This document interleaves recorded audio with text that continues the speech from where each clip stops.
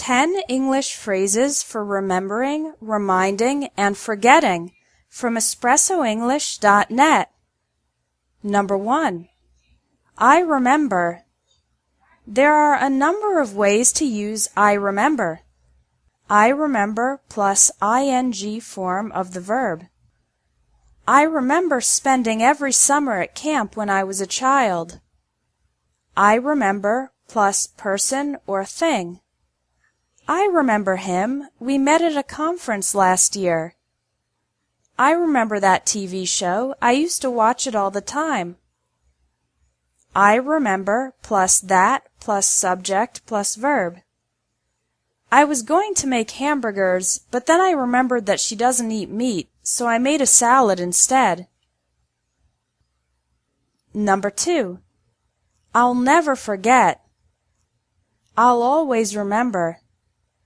Use these phrases for people, things, or experiences that were so strong that they will never leave your memory. Number 3. If I remember correctly, as far as I can recall. Use these phrases if you're not 100% certain that what you remember is correct and you want to communicate this small uncertainty. Number 4. I have a vague recollection of. Use this phrase when you remember something but not very well. For example, you remember the general experience a little bit, but not the details. Number 5. It's on the tip of my tongue. Use this phrase when you are trying to remember something, usually a word or a person's name, but you can't quite say it yet. This expression is often used to get a few more moments to remember the word or name you're trying to think of. Number 6. My mind went blank. Use this phrase to describe a moment when you couldn't remember or think of anything. It's common for people's minds to go blank during moments of pressure, like tests and presentations. Number 7. It doesn't ring a bell. Use this phrase when someone asks you if you've heard of something and you want to say that you don't know about it or don't remember it. For example, if your colleague says, "Do you know Michael Smith? He works in our London office," and you don't remember him or haven't heard of him, you could say, "No, the name doesn't ring a bell." Number 8. I'd like to remind you about. I'd like to remind you to.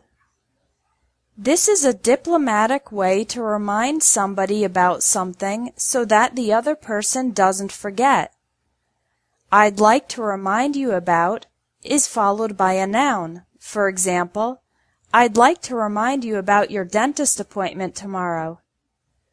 I'd like to remind you to is followed by a verb. For example, I'd like to remind you to send me the information by Friday. Number 9. You haven't forgotten about, have you? I hope you haven't forgotten about. Use these phrases to check if someone has remembered or forgotten about something. Again, use about with nouns and to with verbs. You haven't forgotten to do your homework, have you? You haven't forgotten about the test, have you? I hope you haven't forgotten to pay the bill. I hope you haven't forgotten about our meeting this afternoon. Number 10. It completely slipped my mind. Use this phrase after you completely forgot to do something. You didn't remember or think of it at all. I hope you haven't forgotten to pay the bill. Oh no, it completely slipped my mind. I'll pay it first thing tomorrow morning. Thanks for watching English Tips from Espresso English. If you liked this video, please share it.